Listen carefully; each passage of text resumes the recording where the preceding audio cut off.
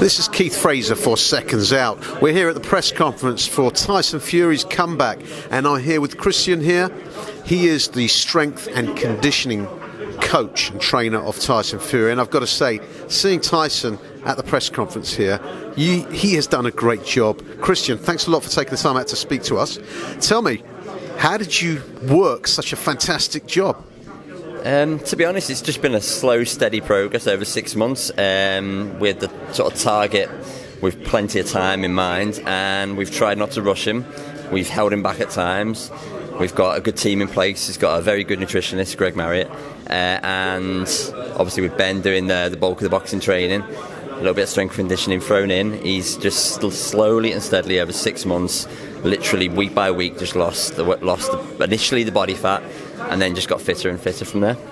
So he's lost about 8 stone, hasn't he, over the last, year? Yeah, roughly. Basically 6 months, maybe just over 6 months it is. I think we've been worked at about 25 weeks, 26 weeks. Well, I mean, that's a hell of a lot of weight. Now, I obviously know nothing about taking off weight, as you can probably tell.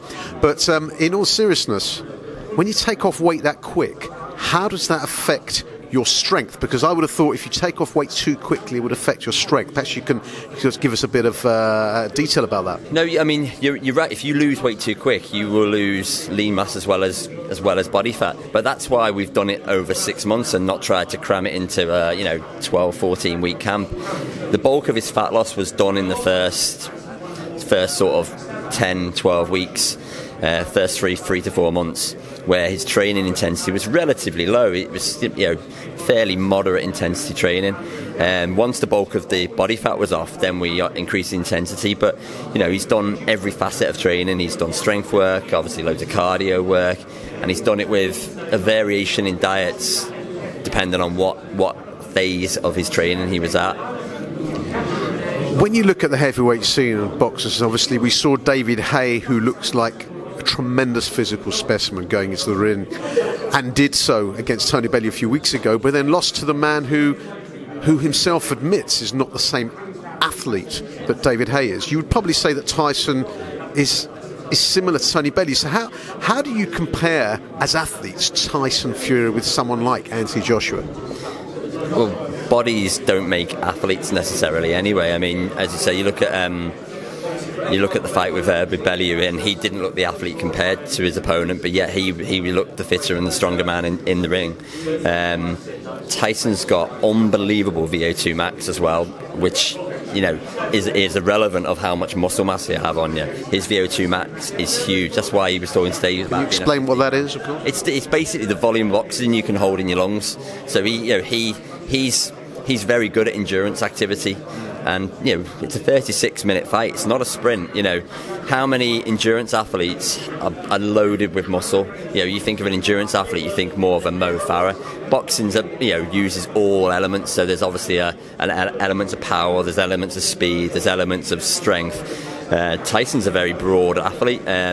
He's got unbelievable VO2 max, and that's his base point. So from there, really, it's just getting him as fit as he can and getting him as strong as he can. He's stronger now than he was before he fought Vladimir Klitschko. I mean, Tyson Fury has never been known as a concussive puncher, whereas arguably Anthony Joshua is supposedly a concussive puncher and is the more muscle-bound of the two. Would you say that muscle allows someone like Joshua against a Fury to have that additional power?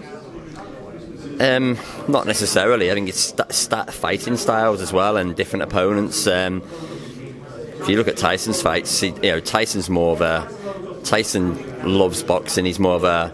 As he mentions, like the sweet science. He's not necessarily trying to knock you out in one punch. It's not necessarily his style. But I've seen him throw hard punches. He can punch. I think he's a lot bigger puncher than he gets credit for.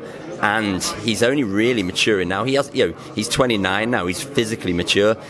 He's last time he fought, I think he was just turning 27. So he wasn't necessarily even physically at his peak.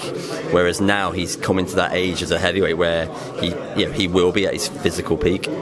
Why is it that they say that heavyweights peak later on? Is there any kind of sports scientific reason for that? Not necessarily. I think every person, every athlete would peak probably somewhere between the ages of 24 and 32, say. Everyone peaks maybe at slightly different ages, but it's not just the physical element. Obviously, as you get a little bit older, a little bit more experienced, then you can use your attributes better. So you're peaking in terms of an athlete. It can be not just in terms of a physiological. It's also an experience and a skill set as well.